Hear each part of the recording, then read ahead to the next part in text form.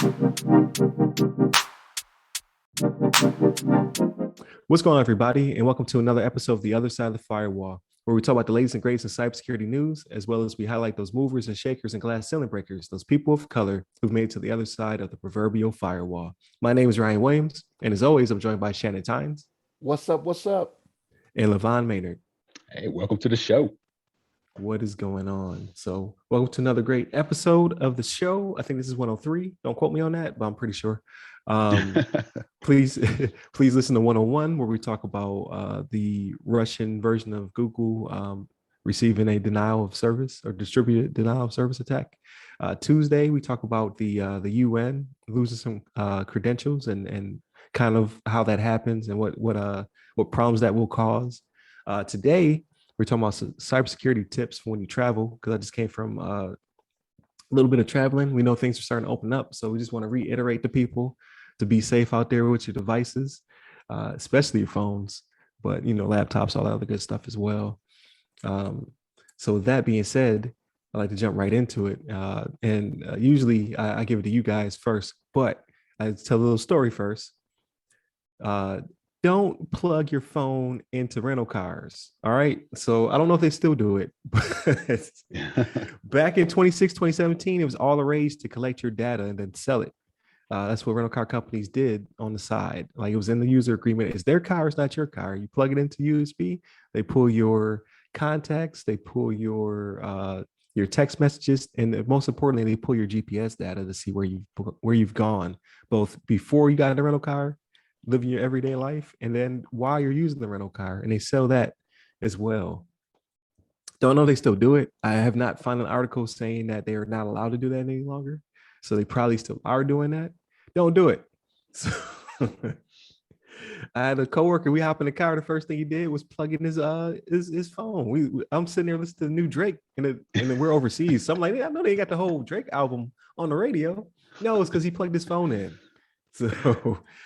And then I was like, hey, you shouldn't do that. And he's just like, not caring. Like, they can have my contacts. I don't care. But like, hey, that's a lot of important data that you're sharing with them.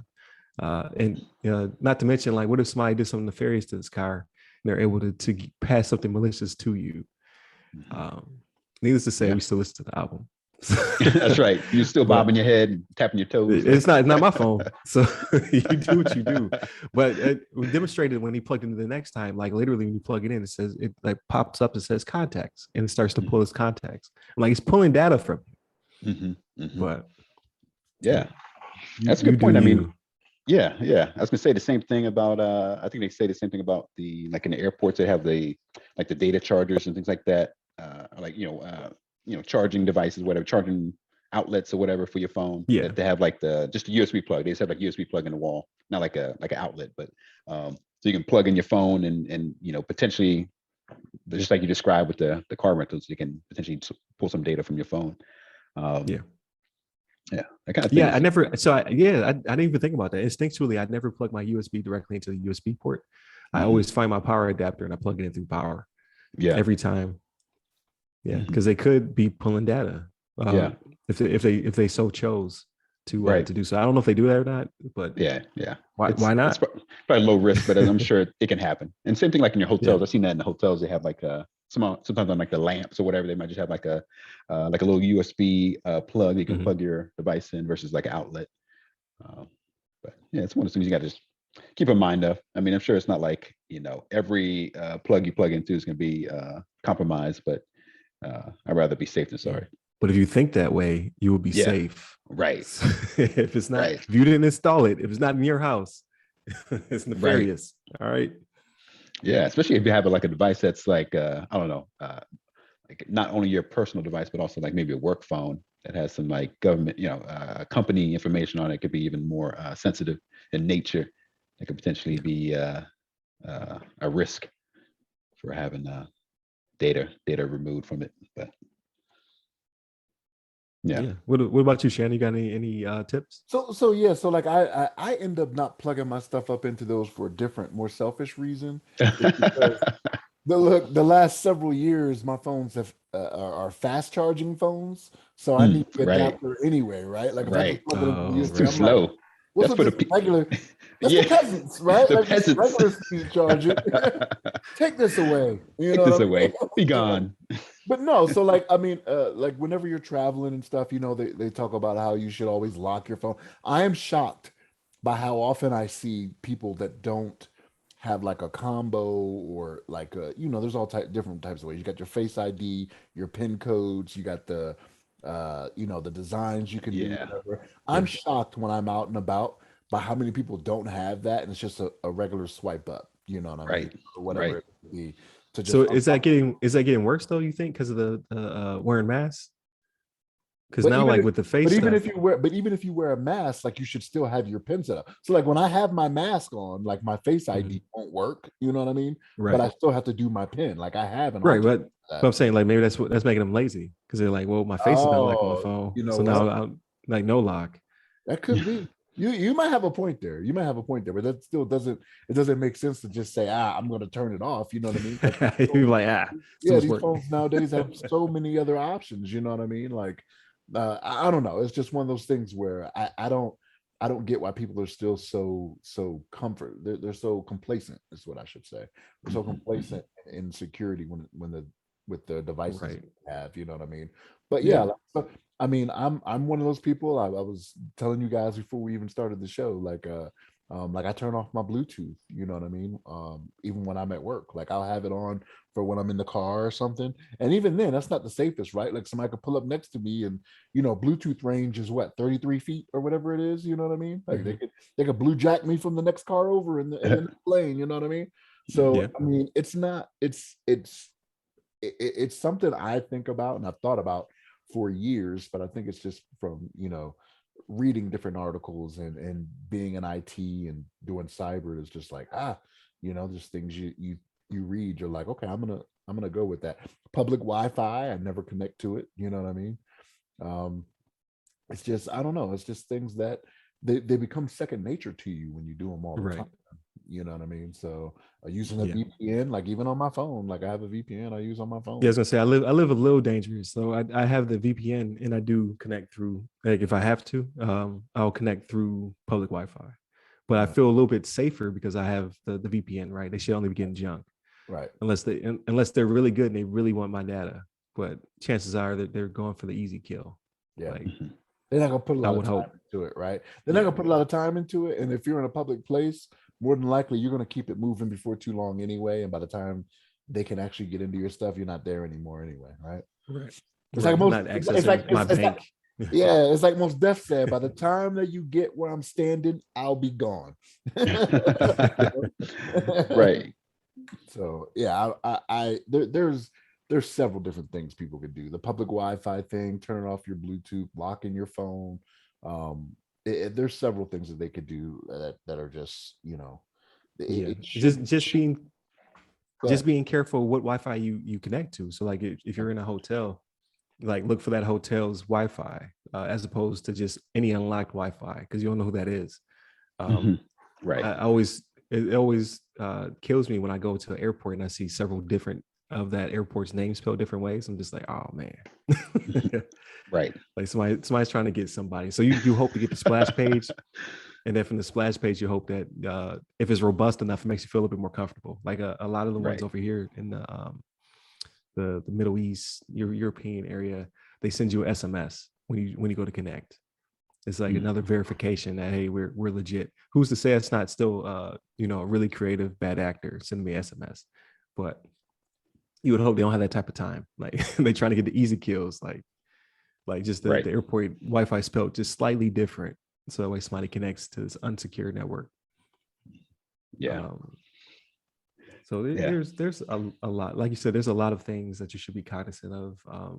You don't know if every tower is a safe tower. So like when I was going to the Bahamas before the pandemic, I was told you got to be careful because there are people setting up fake cell towers nearby the airport. So when you would land, you would ping the tower, but it wasn't necessarily the T-Mobile tower or the AT&T tower. It may have been somebody's local that was acting as a go-between to pull data from you.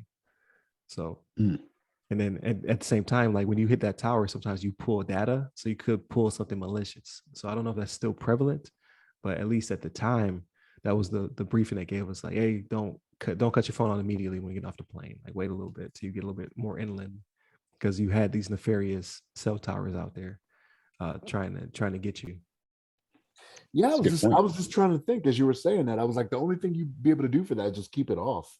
Like, I can't think Yeah. of a workaround to that. It's Yeah, just, put in No, airplane there, mode. there really isn't. Yeah. yeah. There really isn't until you're just not in range of it. And those were closer, so they were stronger. But then they were, I mean, as you got inland, then it was typically a real tower. So just weird stuff like that. Like, you just have to be careful. I don't know if is there a site established that kind of gives you areas? Like, I know in the military we have, like, you get a brief before you go somewhere. Like, don't do this, don't do that. Be careful of this. I don't carry this much cash on you. Yada yada yada. I don't know if that they have that in the public. State Department, I think. I think the State Department provides that for us. Like, if you want to Okay. travel to different countries or whatnot. They also have a site. I can't remember the name of it. But I was reading this with all the stuff that was going on in Afghanistan. Like, you can register when you travel. So, like, if you're an American citizen, you just register on this site and say, hey, I'm traveling to this location. This is how you can contact me. And when you get to those locations, like, report to an embassy or somewhere that's American affiliated, so they can keep track. Okay. And the reason this I came think up, is that Apex? it's not Apex. No. It wasn't. It wasn't. Oh, okay. It wasn't a. You're thinking of the government one. Pass is what you're thinking of, I think. Right? Oh, okay, gotcha. Yeah, I think so. Yeah. Personnel accountability something system, I think. But no, this was the State Department. The website is a state.gov site. But yeah, it was talked about because of what was going on in Afghanistan and people possibly getting left. They were like, hey, this is what you can do. You can register here, get your information, because they weren't able to contact anybody either. You know what I mean? People that maybe they had their information from, they'd been in a country 6 months earlier and then they couldn't find it again. They weren't updating the site. But yeah, the State Department does offer something like that. And I don't know if it necessarily gives briefings. I didn't even go to the site after I read the article. I told myself I wanted to. I was like, well, let me just see what's on there. But then I was like, nah, it's all right. I'm not going out of country. Right. Yeah, I had to do something similar when I took a trip to actually I was in Guatemala for a little bit, just for like a trip. And I had to do the same thing, kind of register where I was going to be. And especially at the time I was working for the government and as a contractor. And I had to register in the system, make sure they knew that I was going to be out there, and who I was going to be in contact with, and like emergency contacts and all that kind of stuff. And then also make sure, like, I'm trying to remember, I don't remember all the details, it's a while back, but I think they wanted to check like maybe like vaccination record of some sort, or some sort of like just let you know about so just to know like your physical well-being. And then I do remember, like, I signed up for some system that would notify me if there was some like some sort of emergency in that part of the world, which is sort of like, if there's going to be like, known crime, known drugs or whatever, or some like, rioting or violence or like whatever kind of situation was going on at the time in that part of the world, that they would just like send you an email or like some sort of notification on your phone or something that you're going to, be on the lookout for this, or, be aware of this. And I actually still get some of those messages now, even being back home. But yeah, it's pretty interesting. I'm sure that, like you guys mentioned, kind of same thing happens in like Afghanistan. I'm sure some of the people some of the U.S. Citizens that are in Afghanistan, I'm sure they're like all like in some sort of database somewhere. Like if they follow the procedure, I'm sure they're in some sort of database to kind of let everybody know that they were there for X amount of time, or that they're back home. So yeah, it's a pretty important thing. Yeah, and especially if you're another tip when you're taking trips. Like, so I didn't post anything while I was gone. It's not just paranoia. It's like literally you're informing the world, like, I'm not home. Please break into my home. Right. So I typically don't post I'm leaving. I post when I return. Like, oh, I just came back from such. Here's some pictures.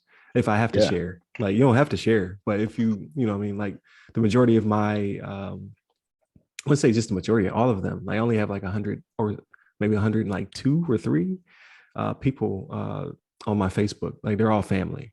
or really close friends. So if I do share something, it's like, I just got back. Here's some pictures from the nice hotel. I got to see the water, yada yada yada. But I never advertise before I leave. At least I try not to. And then I definitely don't share locations. Like if I can turn off geotagging and things of that nature, I turn it off too. Sometimes I forget. Like I had a new phone, so now I noticed I did not turn it off. So it's like, oh, you're in, and it's like a word I can't pronounce. And I was like, damn, I forgot to cut it off.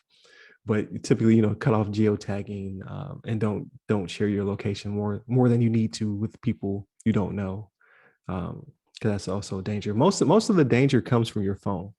To be honest with you, Right. like that device has so much information on it.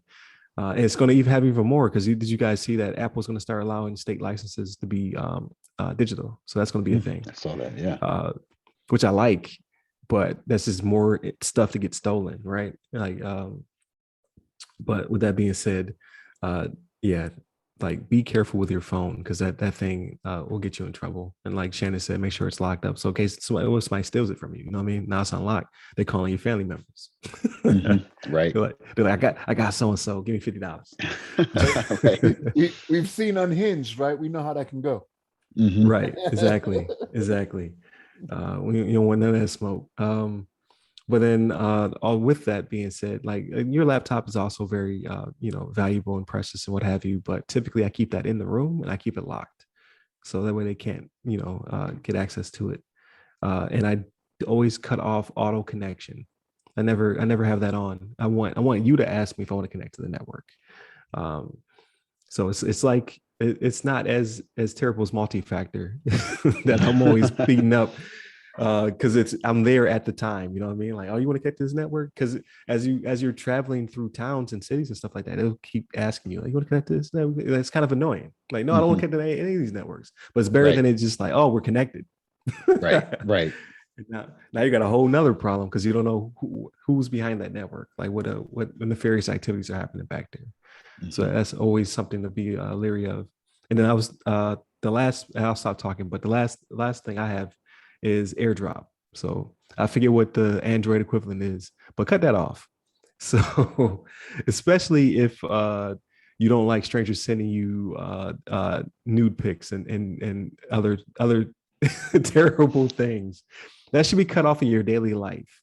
Like you should only use AirDrop or other NFC type applications when you are ready to use them with people because you will get some weird connected stuff will come to you from random strangers, because the world is crazy out there, right? So if you don't want to see pictures of somebody's privates, cut off AirDrop and its equivalent, because someone will send you something that you don't necessarily want. Right. So. Right. And I'm in the Android world. I don't even know what the AirDrop is. I'm already secure. I don't have to worry about a guy sending. You got something similar. Like, is this NFC sharing? Like, you want to send a picture or whatever? Like, Apple has to have everything. I think it's just called NFC on there. I think you just turn on Is NFC. It's called NFC? I think I'm trying to remember, and I think it was just turn on NFC, and it would get close to it, and that was it. Yeah, because I remember touching phones and all that stuff back in the day, touching Note 3s. Right. But I know what you're talking about. Yeah, you just gotta be always be restrictive, but be even more restrictive when you travel, just to keep yourself safe. Like you do rely heavily on your phone when you travel, like whether it be because your not your passport, but your boarding passes and things of that nature. Like there's a lot of information that you have to keep track of as you traverse airports, especially when you're overseas, just because everything's not in English. So you have to make sure you hold on to that thing and make sure that thing is secure, because it's your lifeline when you get in between airports and hotels. So I get it. You have to have it. You have to use it. Because you might even just need translator. You know what I mean? Just because you have to ask a question like, okay, my gate changed. Where am I going? But it can be used against you is what we're trying to get at. So definitely make sure you keep your stuff wrapped up. Yeah, that's the truth. Yeah, and I'm right there with you. I think I follow the same practice. I don't only connect to the Wi-Fi if I really need to. Like I'll connect to the Wi-Fi in my hotel, but also use, like Shannon was saying, I have a VPN I'm subscribed to that I use all the time when I'm connected to the Wi-Fi. If I might, especially I don't, and plus I don't do anything like sensitive.